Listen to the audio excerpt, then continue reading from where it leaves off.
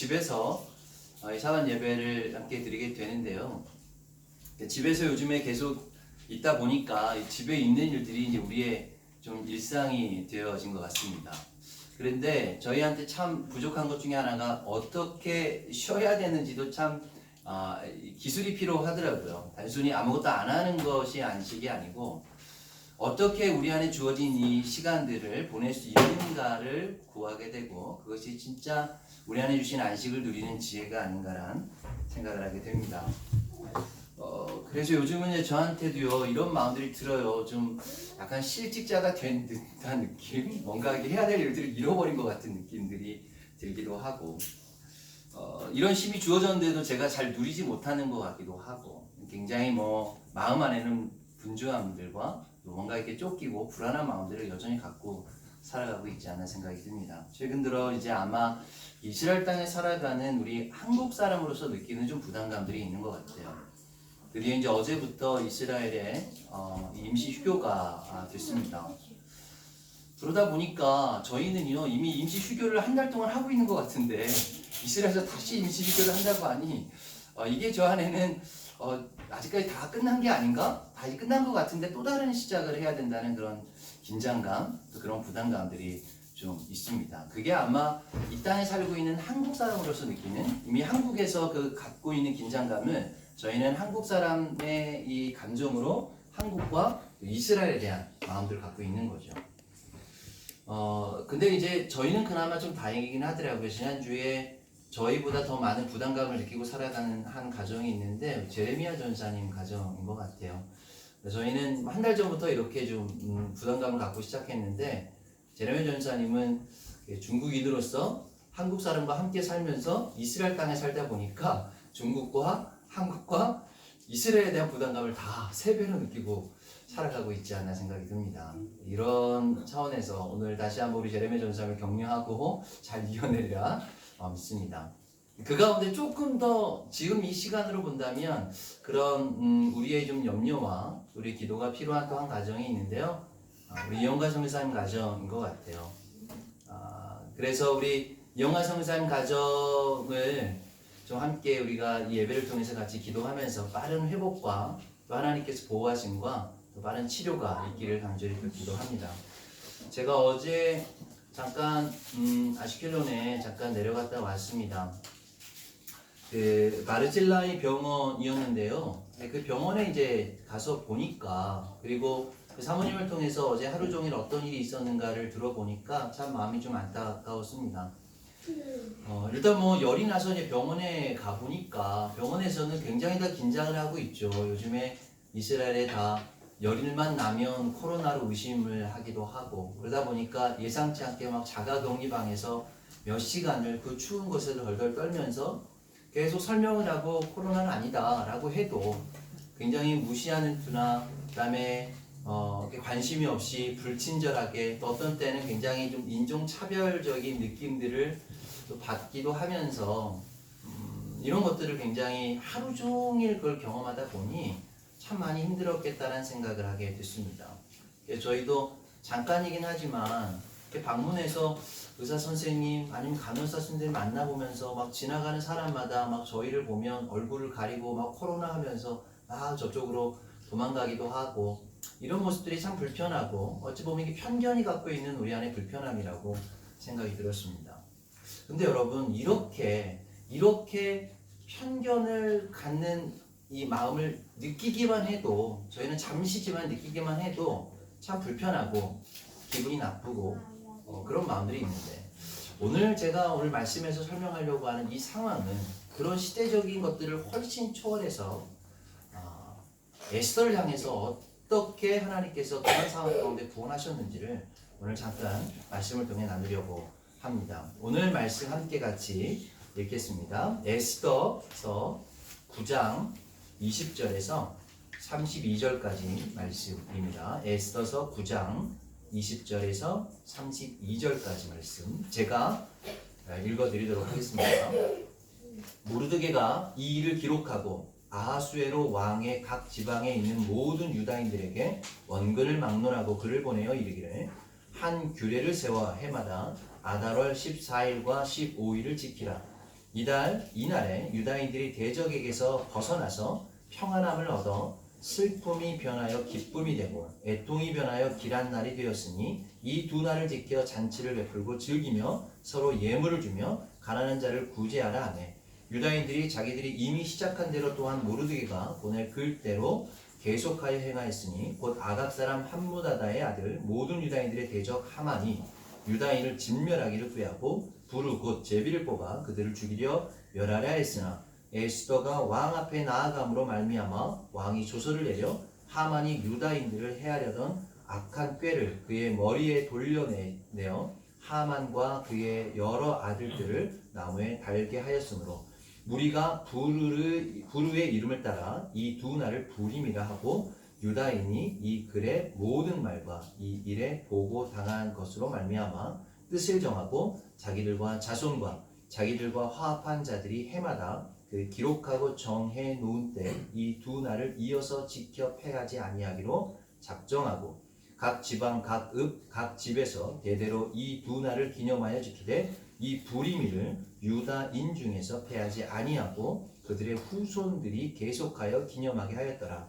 아비아일의 딸 왕후 에스더와 유다인 모르드게가 전권으로 글을 쓰고 부림에 대한 이 둘째 편지를 굳게 지키게 하되 화평하고 진실한 말로 편지를 써서 아하수에로 나라 127지방에 있는 유다 모든 사람에게 보내어 정한 기간에 이 부림 일을 지키게 하였으니 이는 유다인 모르드게와 왕후 에스더가 명령한 바와 유다인이 금식하여 부르짖는 것으로 말미암아 자기와 모든 자손을 위하여 정한 바가 있음이더라. 에스더의 명령이 이 부림에 대한 일을 견고하게 하였고 그 일이 책에 기록되었더라. 아멘. 여러분 우리가 지난주에 부림절을 보냈습니다.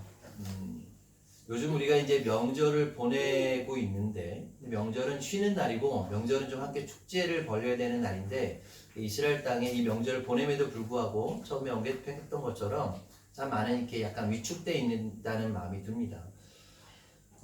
여러분이가 잠시지만 이스라엘 땅에 외국인으로 살아가면서 겪는 이중적인 불편함, 이중적인 위축됨들을 경험하게 되는데 이 에스더서에 기록되어 있는 이 당시의 유대인들은요 상황들이 어땠냐면 포로라고 기록을 합니다. 그래서 이들이 나중에 1차, 2차, 3차의 포로 귀환을 하게 되는 거죠.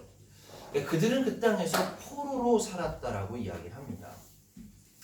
그래서 이 바사 제국, 지금은 이제 페르시아 제국이었겠죠. 그 페르시아 제국 내에서 100년 이상을, 지금 에스더서가 쓰여지는 이때까지 해서 나라를 빼앗기고 100년 이상의 시간을 포로로 살고 있는 때에 지금 일어났던 바로 이 사건이 오늘의 본문에 일어난 사건이 된 거죠.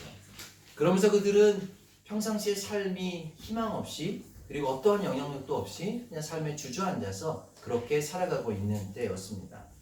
그럼에도 불구하고 성문 앞에서 하만에게 절을 하지 않는 그 모르드게를 향해서 이 하만이 기분이 나빠서 하만만 죽이려고 한 게 아니라 민족 전체를 말살하려고 하는 일들이 일어나게 됐죠. 이게 그 당시 유대인들을 향한 편견이었어요. 유대인들을 향한 상황이었던 거죠. 얼마나 무시했으면 단 한 사람의 그 예의 없는 그 무례함으로 통해서 민족 전체를 죽이려고 하는 일들이 있었다라고 하는 것은 그 당시 유대인들이 포로의 삶들이 얼마나 이 영향력 없는 삶이었나라고 하는 것을 단적으로 보여주고 있는 것이죠.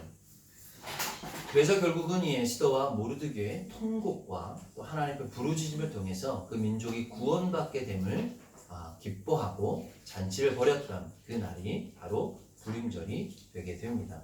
오늘 본문은 그 부림절을 준비하면서 모르드게와 에스더가 이 유대인들을 향해서 아주 중요한 진심 어린 마음으로 또 평안을 구하는 마음으로 두 편의 편지를 쓰게 되는 거죠. 그래서 오늘 이 시대에게 주는 바로 이 두 편의 이 편지의 내용에 대해서 좀 설교를 하고 그리고 우리에게 이 시대를 살아가는 우리에게 이 오늘 에스더와 이 모르드게를 통해 전해지는 이 편지의 내용을 통해 우리가 격려가 되고 또 새로운 희망을 서로 안에 좀 우리가 더 이 말씀을 통해 좀 깨닫는 시간이 되었으면 좋겠습니다.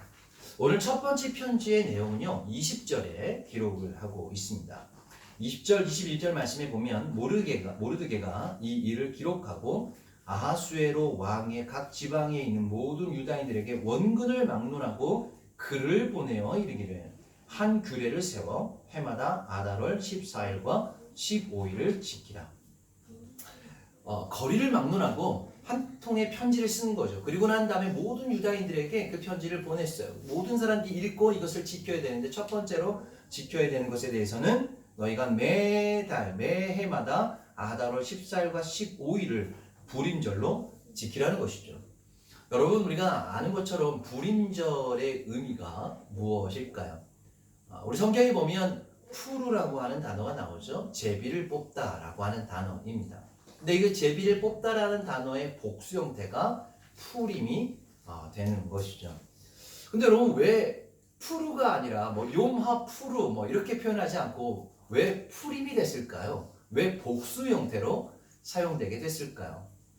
오늘 본문을 좀 놓고 보면 이틀에 걸쳐서 이 푸림이 있었기 때문에 그렇습니다. 아달월 14일과 15일 날 이틀을 지냈다. 그래서 이거 한 번의 푸르가 아니라 두 번의 푸르를 경험하게 된 것이죠.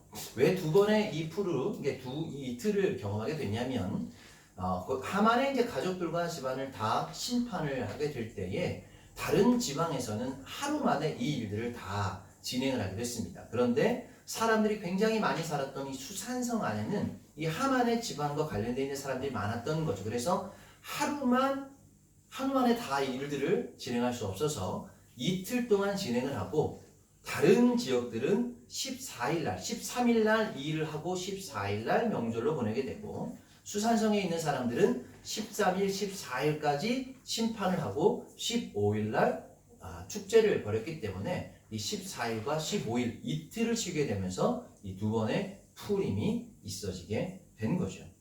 이것이 기본적으로 이해하는 푸림이라고 하는 의미가 됩니다.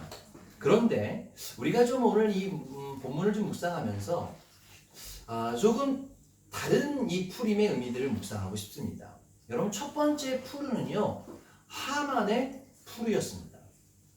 오늘 에스더서 3장 6절에서 7절 말씀에 보면 그들이 모르드게의 민족을 하만에게 알림으로 하만이 모르드게만 죽이는 것이 부족하다 생각하고 아하수에로 온 나라에 있는 유다인 곧 모르드게 민족을 다 멸하고자 하더라. 아하수에로 왕 제22년 첫째 달 곧 니산월에 무리가 하만 앞에서 날과 달에 대하여 부르 곧 제비를 뽑아 12째 달 곧 아달월을 얻은지라. 여러분, 오늘 푸르를 통해서 제비를 뽑아 결정한 날이 니산월이었습니다. 근데 푸르로 뽑은 날이 언제냐면 아달월이었다는 거죠. 우리한테 좀 이해가 잘 안 돼요. 이걸 쉽게 표현하면 6월절에 뽑았는데 언제가 나왔냐면 불임절이 나온 거죠. 여러분, 앞으로 이제 한 3주, 2주 정도만 지나면 6월절이 됩니다. 그러니까 더 쉽게 표현하면 지금 첫째 달, 그 당시에는 신년이 언제였냐면 6월절이었죠. 지금은 신년이 이제 9월달, 로시아사나가 9월달이 됐지만 지금 구약 성경 안에서 이야기하는 신년은 6월절을 기준으로 신년이 시작이 되죠. 그래서 우리 첫째 달, 그 해의 첫째 달 니산월에 뽑았는데 1월달에 뽑았는데 몇 월달이 나왔을까요? 12월달이 나온 거죠. 유대인들에게는 1년이란 시간이 주어졌습니다. 여러분, 하만은 아마 뽑았을 때 당장 이번 달이 나왔으면 당장이라도 이번 달 모든 유대인들을 다 학살하려고 하는 마음들이 불붙었었겠죠. 그런데 문제는 하필이면 나온 게 12월 달, 12달이 더 지나야만 유대인들을 죽일 수 있는 바로 그 날이 뽑혀지게 된 거죠. 여러분, 우리가 알고 있는 그 제비뽑기라고 하는 것은요, 가장 불확실성을 이야기를 하는 거예요. 뭐가 뽑힐지 모른다는 거죠. 하지만 하나님께서 오늘 하만의 푸르를 사용하신 것이 아니라 하나님의 푸르를 사용하셔서 가장 확실한 방법으로 하나님의 계획을 행하셨다는 거죠. 세상 가운데 우리는 가장 불확실성을 상황 가운데 살고 있지만 하나님은 그 불확실성 가운데 가장 확실한 하나님의 푸르를 사용하신 것이죠. 그래서 바로 이 푸림이라고 하는 두 가지의 푸르가 갖고 있는 의미는 바로 하나는 세상적인 푸르, 그러나 그 세상적 푸르를 주관하고 계시는 하나님의 푸르가, 하나님의 그 가장 확실한 하나님의 계획이 그 가운데 들어갔다라고 하는 의미를 갖게 됩니다. 그래서 오늘 이 두 번째 푸르는 하나님의 푸르를 의미를 갖고 있습니다. 그래서 하나님의 푸르와 하만의 푸르는 완전히 달랐다는 것이죠. 오늘 에스더서의 시작과 에스더서의 마지막, 오늘 9장과 10장 말씀에 보면 그 하나님의 반전이 있었던 사건을 보게 됩니다. 그래서 여러분 오늘 에스더서 9장 다 읽진 않았지만 9장 1절 말씀에 보면 이렇게 시작을 합니다. 아달월 곧 12째 달 13일에 왕의 어명을 시행하게 된 날이라 유다인의 대적들이 그들을 제거하기를 바랬더니 유다인이 도리어 자기들을 미워하는 자들을 제거하게 된 그 날에. 여러분 오늘 이 하만은 자신이 뽑았던 푸르를 통해서 유대인들을 다 제거하기를 원했지만 하나님은 도리어 하나님의 방법을 통해서 하만의 집안을 심판하게 되는 것이죠. 여기에 우리에게 주는 중요한 메시지는 바로 이 도리어라는 단어입니다. 하나님은 세상의 어떤 상황 가운데서도 반전을 통해서 일하신다는 거죠. 그 도리어라는 단어. 여러분 히브리어로 도리어라는 단어가 나하포크라고 하는 단어예요. 여러분 이 히브리의 하파크 동사, 우리 하푹이라는 단어 많이 아시나요? 우리 커피숍에 가보면 커피의 이 종류 가운데 하푹 커피를 참 많이 좋아하는데 하푹이 뭐냐면 뒤집다는 뜻이죠. 전환시키다. 여러분이 하파크 동사가 원래 영어로 뭐 turn, 뭐 invert, 뭐 conform이라고 하는 뭐 confirmation이라는 단어를 갖고 있어요. 그런 의미 자체가 뭐냐면 뭔가 바꾸다, 전환하다라고 하는 뜻을 갖고 있는 거죠. 트랜스폼이라고 하는 의미를 갖고 있는데, 그래서 이게 하나님의 그 트랜스포메이션, 하나님의 놀라운 변화와 개혁을 표현하고 있는 단어가 뭐냐면 나하포크라고 하는 단어가 되는 거죠. 여러분 그래서 세상 속에서는 엄청난 소용돌이가 칠 수 있습니다. 그리고 우리가 감당할 수 없는 일들이 일어날 수 있습니다. 그러나 그 하나님의 이 소용돌이는 그 하나님의 나하포크가 그 나하포크를 통해서 우리 안에 놀라운 반전과 새로운 일들을 계획하고 있다는 것이죠. 그래서 지금 우리가 살아가는 현장에서도 우리가 어떻게 할 수 없는 상황이지만 하나님의 놀라운 반전이 일어나고 있음을 우리에게 확신이 되고 또한 우리의 지금 상황에서도 그 하나님의 그 나하포크가 일어나기를 간절히 주님의 이름으로 소망합니다. 그래서 여러분 최근에 그 유대인들이 이 불임절이 되면 분장을 하잖아요. 여러분 그 분장을 하는 이유가 바로 오늘 이 나하포크라고 하는 단어 때문에 그렇습니다. 그들의 반전, 그들이 살아가고 있는 모습이 아니라 그들이 분장을 하고 새로운 것들로, 새로운 캐릭터로 탄생을 하는 그런 의미로 오늘 이 나하포크라고 하는 단어를 그들의 분장이라고 하는 의미로 사용을 하게 되는 거죠. 여러분 세상은 바이러스로 우리를 두렵게 하고 교회가 함께 모이지 못하는 상황이 되었지만 도리어 하나님은 이 시간에, 이 시즌에 우리에게 은혜를 더하시고 또한 모이는 것이 얼마나 소중하다는 것을 우리가 깨닫게 하시고 또 하나님의 구원의 역사를 더 강하게 일으키고 있다는 사실을 우리가 확인하고 또 확신하기를 소망합니다. 여러분 잠언 26장 27절 말씀에 보면 함정을 파는 자는 그것에 빠질 것이요 도리를 굴리는 자는 도리어 그것에 치이리라. 여러분 이것이 하나님의 반전입니다. 하나님은 오히려 세상에 어수선한 것을 이용하셔서 하나님의 구원을 이루시고 사단은 악한 세력은 오히려 믿는 자들을 이 상황을 통해서 교회를 무너뜨리려 하고 믿는 자들을 더 영향력 없게 살아가게끔 그렇게 시험하지만 하나님은 이 나하포크를 통해서 오히려 함정을 파는 자들에게 그 함정에 오히려 빠지게 하고 그리고 돌을 굴리는 자에게 오히려 그것에 걸려 넘어지게 한다라고 하는 하나님의 방법을 드러내시는 때가 되는 것이죠. 그래서 우리가 이번 일을 경험하고 나면 전과 후가 분명히 달라져야 됩니다. 나하포크 돼야 되는 것이죠.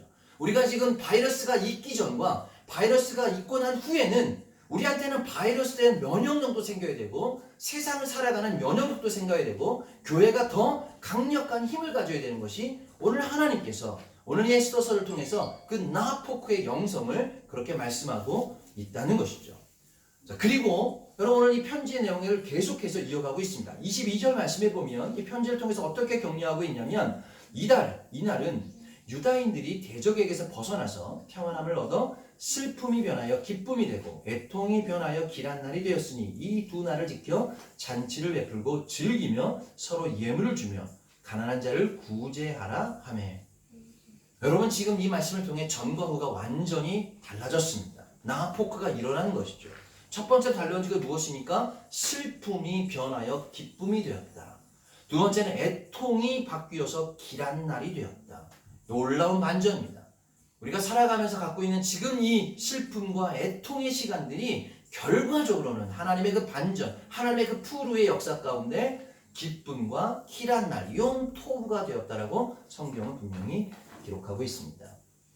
그런 그 것들을 경험한 자들이 해야 되는 일들에 대해서 오늘 첫 번째로 잔치를 베풀고 즐기며. 여러분들 우리 집에 있는 동안 매일마다 주님의 잔치가 여러분들 집 가운데 가정 가운데 벌어지길 소망합니다. 우리가 생각한 잔치는요 매일마다 뭐 엄청난 음식을 만들어서 먹으라는 이야기는 아닙니다. 우리 안에 지금 다 어려운 시기들이죠. 잔치라고 하는 것은 여러분 기쁨이에요. 매일마다 잔치가 벌어지는 것처럼 여러분들 가정 가운데 여러분들 살아가는 현장 가운데 그 기쁨이 넘치기를 소망합니다. 그리고 또 한 가지는 베풀라고 이야기를 합니다. 여러분이가 뭐 가진 게 없죠. 요즘 만나기도 서로 쉽지 않습니다. 그러나 우리가 가진 것으로 서로 그 콩 한 쪽도 나누어 먹는 기쁨이 있는 것처럼 우리 안에서 정말 더 함께 먹고 나누지 못한다면 서로 안부를 묻고 서로 함께 기도하고 그것을 우리 안의 기쁨들을 더 강력하게 전염시키는 것, 영향력을 주는 것이 오늘 성경이 이야기하는 잔치를 베풀고 즐기라고 이야기를 하고 있다는 것이죠. 요즘 매일마다 하루 세 끼를 아이들과 함께 해 먹어야 되니 참 이게 고민입니다. 밖에서 나가서 사 먹기도 참 쉽지 않은 때인데 한 가지 팁을 드리자면 뭐를 해 먹어야 되나 고민이 많이 하시는 분들은 우리 유튜브에 들어가셔서 베키의 한국밥상, 우리 한이와 베키의 한국밥상을 참조하시면 도움이 되시리라 생각이 듭니다. 여러분 참 요즘 참 재정적으로 어려운 시기입니다. 지난주에 안타까운 소식과 저에겐 또 위로가 된 소식 하나가 예수님교회 안에서 이제 정말 사이프러스를 가기로 결정하고 그렇게 또 티켓들도 다 구입하고 이제 으쌰으쌰하는 분위기에서 이런 일들이 일어나가지고 결국은 우리의 의도와 상관없이 다 캔슬이 되었습니다. 근데 기도하기로는 처음에는 어떤 마음이 들었냐면 야, 이 티켓을 다 날려야 되는구나. 이게 뭐 저희가 이렇게 리펀드가 되는 티켓이 아니었는데 그래도 그나마 감사하게도 그 티켓들이 다 리펀이 되어서 저희 통장에 이렇게 들어오게 된 걸 볼 때 우리를 살아가게 하는 재정을 또 부어주셨구나. 우리의 마이너스 통장이었는데 하나님께서 또 그걸로도 먹이시고 또 채우시는 것을 또 경험하게 됩니다. 여러분 오늘 지금 이 에스더서에서도 고백하는 것처럼 하나님의 그 나포크를 경험한 자들에게 매일가다 기쁨이 넘치고 나누기를 즐기하고 베푸는 자들의 삶이 그렇게 흘러가도록 주님의 이름으로 축복합니다. 두 번째로는 오늘 이 이야기할 때 서로 예물을 주며 가난한 자를 구제하라 라고 이야기를 합니다. 오늘 서로 예물을 준다라고 하는 이 단어는 미슐로아 마노트라고 되어 있어요. 요즘 이렇게 유대인들이요 불임절이 되면 항상 우리 슈퍼나 아니면 이렇게 캐년 우리 쇼핑몰에 가보면 선물 꾸러미들을 만들어 놓잖아요. 뭐 초콜릿, 뭐 사탕, 뭐 과자, 뭐 이렇게 해서 이쁘게 선물 포장들 해놓고 이걸 사서 이제 친구들에게 선물을 하죠. 이 선물을 할 때 이 선물을 뭐라고 하냐면 리슐락 레 마노트라고 이렇게 이야기를 하죠. 이게 어디서 나온 단어냐면 오늘 서로 예물을 주며라고 하는 단어에서 어원을 갖게 이제 됩니다. 이것이 동일한 이 하나님의 이 마음을 나누는 거라고 생각을 합니다. 또 한 가지는 가난한 자를 구제하라. 여러분이 가난한 자라는 게요 히브리어로는 에비온이라는 단어예요. 아바라는 단어가 여기에서 나왔습니다. 여기에 들어가 있는 거죠. 왜 가난한 자라는 단어 안에 아비온이라는 단어가 들어갔을까? 세상에 참 가난한 자가 많이 있죠. 재정적으로 가난한 자도 있고 뭐 마음이 가난한 자도 있고 여러 가난한 궁핍한 자들이 참 많이 있습니다. 그런데 특별히 오늘 이 구제의 영역, 이 불임절 안에서 구제의 영역 가운데 한 중요한 영역이 삶의 책임을 지고 있는 자, 우리 안에 그 아버지의 역할을 하는 자들에 대한 긍휼함이 필요하다라고 저는 그렇게 묵상을 하게 됩니다. 그래서 오늘 특별히 우리 이영관 선교사님 가정을 좀 우리가 좀 더 강력하게 기도하고 축복했으면 좋겠어요. 어제 제가 가서 이렇게 누워있는 모습을 보니까 또 우리 승주가 이제 또 예루살렘에 저희 집에 와 있는데 그것을 지켜보는 아빠로서의 마음, 또 그런 부담감, 또 그런 또 이 책임감, 이런 것들을 굉장히 좀 어려운 마음을 갖고 있겠다는 생각을 들게 됩니다. 그래서 오늘 특별히 우리가 서로 갖고 있는 것들을 나누는 것 가운데 하나님께서 이 가난한 자의 구제함이라고 하는 이 영역이 특별히 오늘 여러분들에게 감동함들이 좀 있었으면 좋겠습니다. 여러분들 우리가 어제 나누었던 기도 제목들, 이영환 성사님 가정을 향해 필요한 이 기도 제목들 가운데 여러분들 안에 그 안에 정말 베풀고 기쁨을 나누고 또 아비된 자들의 이 어려움들을 이해하고 그것을 함께 좀 우리가 구제하는 마음들이 계속적으로 일어나기를 주님의 이름으로 그렇게 축복합니다. 이것이 여러분 첫 번째 편지에서 나누었던 에스더와 모르드게의 그 축복입니다. 그런데 이제 그 다음에 29절에서부터 31절 말씀을 통해 보면 두 번째 편지의 내용을 기록을 하고 있습니다. 29절로 아비하일의 딸 왕후 에스더와 유다인 모르드게가 정권으로 글을 쓰며 불임에 대한 이 둘째 편지를 굳게 지키게 하되 화평하고 진실한 말로 편지를 써서 아하수에로의 나라 127지방에 있는 유다 모든 사람들에게 보내어 정한 기간에 이 불임을 일을 지키게 하였으니 이는 유다인 모르드게와 왕후 에스더가 명령한 바 유다인이 금식하여 부르짖는 것을 말미암아 자기와 자기 자손을 위하여 정한 바가 있음이로라. 여러분 두 번째 편지에 대한 기록을 하고 있어요. 근데 이 두 번째 편지를 뭘로 기록했다라고 하냐면 화평과 진실한 말로 기록했다.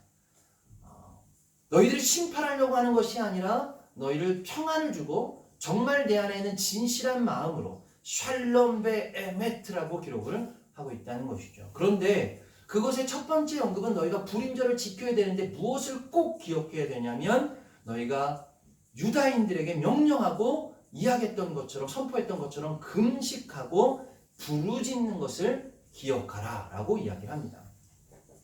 여러분 금식은 좀이고 부르짖음은 짝하요. 근데 오늘 본문에 보면 복수 형태로 썼습니다. 좀못 하짜코트라고 돼 있어요. 그러니까 이거 단 한 번의 금식, 단 한 번의 부르짖음이라고 이야기하지 않고 이건 계속적인 반복에 대한 이야기를 하고 있다는 것이죠. 여러분 오늘 첫 번째 편지에서 잔치를 베풀고 누리고 나누기를 선포했다면 두 번째 편지에서는 왜 대체 금식과 부르짖음에 대한 이것들을 강조하고 있었을까요? 여러분 오늘 첫 번째 편지의 내용은요 이틀에 대한 이야기예요. 이틀의 잔칫날 불임절이 있기 위해서 무엇이 더 필요했냐면 1년이라고 하는 부르짖음과 금식이 있었기 때문에 바로 이 이틀의 기쁨이 있었다라고 하는 것이죠. 여러분 오늘 에스더서를 통해서 유다인들에게 하나님의 그 푸르 하만은 원치 않았는데 하필이면 12달이 나와서 12달을 기다려야 됐잖아요. 왜 하나님께서는 그 12달이라고 하는 그 1년이라는 시간을 유다인들에게 허락했을까요? 그것에는 놀라운 하나님의 계획이 있었습니다. 혹시나 도망가기 위한 시간이었을까요? 아니면 혹시 반란을 일으켜서 바사 제국, 페르시아 제국을 과 전쟁을 일으키라고 주어진 시간이었을까요? 아니면 숨어 지내기 위한 시간이었을까요? 절대 아니었습니다. 하나님께서 오늘 하나님의 방법으로 이 1년이라고 하는 시간을 유다인들에게 허락한 이유는 세상을 두려워하지 않고 하나님을 두려워하는 시간으로 허락한 시간이 바로 1년이란 시간이었다라고 하는 거죠. 그래서 죽기를 두려워하지 않고 죽기를 각오했을 때 그 에스더의 고백, 죽으면 내가 죽으리이다 라고 하는 그 고백이 이 1년이라고 하는 시간 동안에 금식과 그 부르짖음을 통해서 단순히 에스더만 모르드게만 일으키려고 했던 것이 아니라 이 그 땅에 살고 있는 포로로 살고 있는 주눅들어 어떠한 영향력도 없이 살고 있는 그 이스라엘 백성, 그 유다 백성들을 일으키기 위한 하나님의 반전이었던 것이죠. 그래서 하나님 앞에 선포하기를 내가 금식해서 굶어 죽든지 아니면 아수르의 왕의 나가스 에스더가 반역죄로 죽든지 아니면 하만에게 죽든지 차라리 그렇게 죽을 바에는 하나님 앞에 내가 죽겠나이다. 하나님이 죽음을 허락하시면 내가 그 죽음을 불사하고라도 내가 하나님 앞에 나아가겠나이다 라고 하는 그 소리를 듣기 위해서 하나님이 준비하신 시간이 바로 그 1년이라고 하는 시간이 된 것이죠. 여러분, 우리에게 왜 이 시간을 허락하고 있을까요? 왜 우리에게는 단순히 그냥 몸이 쉬라고 우리에게 허락된 시간이 아닙니다. 이미 우리에게는 한 달이라는 시간이 지났고 또한 우리 아이들과 보내야 되는 또 한 달이라고 하는 아마 방학이 6월절까지 진행이 되게 됩니다. 이것은 분명히 시련이 아닌 하나님의 훈련이라고 저는 생각이 듭니다. 하나님께서 이 세상에 어떤 바이러스의 영향을 받지 않고 하나님의 보호하시는 목적도 있겠지만 세상을 두려워하지 않고 하나님 앞에 두려워해서 내가 바이러스로 죽어도 됩니다. 내가 어떤 긴장감을 늦추는 것에 대한 의미가 아니라 정말 심지어 내가 바이러스를 두려워하지 않겠나이다. 이 시간은 하나님만을 두려워하는 시간으로 정해진 시간이 되는 것이죠. 그래서 지금 에스더와 모르드게는 1년이라는 시간 동안에 하만의 마음을 바꾼 것이 아니라 유대인들의 마음을 바꾸기 위해서 시련을 통해서 훈련으로 허락하신 그 시간으로 1년이라는 시간을 보내고 있습니다. 여러분, 지금 우리는 사순절을 보내고 있습니다. 그리고 고난주간과 부활절을 맞이하는 바로 불임절, 유월절, 부활절이라고 하는 우리 안에 중요한 명절을 그렇게 맞이하게 됩니다. 근데 여러분, 이 세 개의 절기에는요 묘한 공통점을 갖고 있습니다. 여러분, 불임절은 유대인들이 바사 제국에서 하나님이 구원하시고 그 구원의 계획을 바로 이 하만의 학살 가운데 에스더를 아하수에로 궁전으로 넣어서 하나님의 구원을 이룬 사건이 됩니다. 6월절은 유대인들을 이집트에서부터 구원하시기 위해서 바로 모세를 바로의 왕궁에 넣어서 하나님의 그 출애굽 사건을 이룬 사건이 됩니다. 여러분, 부활절은 주님께서 유대인과 이방인뿐만 아니라 온 열방을 구원하시기 위해서 헤롯과 이 본디오 빌라도의 이 궁정에 왕국에 넣어서 십자가를 감당케 하시고 그리고 부활 사건을 통해서 우리를 구원하셨던 사건이 되는 것이죠. 여러분, 오늘 말씀을 정리를 하면서 이 두 통의 편지를 통해서 앞으로 우리가 사순절을 그런 의미로 또 우리에게 주어진 이 시간들을 보내기를 소망합니다. 그것의 첫 번째는 우리 안에 있는 이 편견을 또 우리 안에 있는 이 세상이 우리를 또 혐오하고 우리를 불편하게 생각하는 마음이 있다 할지라도 우리는 그렇게 편견과 혐오된 마음이 아니라 긍휼과 자비의 마음으로 이 땅을 품고 더 서로를 사랑하고 또 베풀고 또 나누고 그 온전하신 예수님의 그 사랑을 전하는 그 시간이 되어졌으면 좋겠습니다. 여러분, 역사적으로 보면 최악의 전염병이라고 불렸던 것이 그 패스트, 흑사병이었죠. 그런데 여러분, 1347년에 흑사병이 유럽 전체로 번지게 되면서 몇 명이 죽었냐면 7,500만 명이라고 하는 어마어마한 사람들이 죽었습니다. 당시 기록으로 보니까 유럽의 3분의 1이 이 흑사병으로 죽게 된 거죠. 그 당시에 이제 의학이라든가 과학이 발달되지 않아서 이것을 어떻게 치료해야 될지 또 이것이 어디서부터 온 것인 것에 대한 어떤 무지들이 참 많았던 시기였어요. 그러다 보니까 일어났던 안타까운 사건 중에 마녀사냥이라고 표현을 하죠. 그 당시에 가난한 거지들이라든가 또 이방인들이라든가 특히 유대인들이 이 흑사병이 바로 이 사람들에게서 왔다라고 해서 엄청난 학살과 혐오와 미움들이 이 세상에 어떤 버려지고 소외된 사람들에게 다 뒤집어 씌워진 사건이 있었습니다. 그런데 여러분이 14세기 역사의 기록에 보면 참 독특하게도 이 패스트라고 하는 이 흑사병이 유일하게 전 유럽에 퍼졌는데 퍼지지 않은 유일한 한 나라가 있었습니다. 그 나라가 어디냐면 폴란드였습니다. 지금의 폴란드란 땅이 되는 거죠. 여러분 그 당시에는요 폴란드의 수도가 지금은 폴란드의 수도가 바르사바이지만 크라쿠프라고 하는 지역이 그 당시에 폴란드의 수도였습니다. 역사의 기록에 보면 그 당시의 왕이 카지미에시아라고 하는 이 왕이었는데 그는 종교적으로 참 신실했던 그리스도인이었고 또한 정치적으로도 굉장히 선왕으로 백성들을 사랑하고 정치를 참 잘했던 왕으로 불려졌던 왕이었습니다. 그런데 역사의 기록 가운데 왜 유일하게도 유럽 전역 가운데 패스트가 폴란드에만 번지지 않았는가라고 하는 여러 이유들 가운데 한 가지 저에게는 눈에 떴던 이유가 하나가 들어왔는데 그게 뭐냐면 유일하게도 이 세상에 소외된 자들, 가난한 자들 그리고 유대인들을 받아준 나라가 그 당시에 페스트의 그 원인이라고 생각했던 거지들과 이방인들과 유대인들을 받아줬던 유일한 나라가 바로 그 당시에 이 폴란드였다라고 하는 것이죠. 이것 때문만은 아니었겠지만 저는 이 글을 읽으면서 하나님께서 이 폴란드를 그 당시에 페스트에서 구원하셨던 중요한 이유 가운데 하나가 그가 그들을 혐오하고 미워하고 학살했던 것이 아니라 그들을 오히려 세상에서 다 버렸던 이 사람들을 오히려 다 품어서 그들을 그 땅 가운데 살 수 있는 은혜를 베풀었던 바로 왕이 그 나라가 폴란드였다는 것이죠. 여러분의 역사 가운데 2차 세계대전이 일어나기 전까지 가장 많은 유대인들이 살았던 곳이 어디냐면 바로 폴란드입니다. 한 330만 정도의 폴란드에 유대인들이 살았다는 거죠. 이 유대인들이 폴란드에 살게 된 그 이후의 시작이 바로 그 당시 이 패스트가 유럽 전체를 덮었을 때에 유일하게 그 유대인들을 받아줬던 나라가 폴란드가 되는 것입니다. 그리고 오늘 또 한 가지 우리에게 주는 감사함은 일상에 대한 감사함인 것 같아요. 요즘은요 일상이 다 감사해요. 옛날에는요 서로 만나면 저는 막 이렇게 부둥켜 안고 허그하고 인사하고 막 악수하고 하는데 이것이 막 서로 부담이 돼버린 상황이 되어버렸습니다. 서로 반갑게 악수하는 것이 감사가 되고 서로 허그하는 것이 감사가 되어진 때가 되는 것이죠. 모이는 것이 감사한 것이고 예배함이 감사할 때가 되었습니다.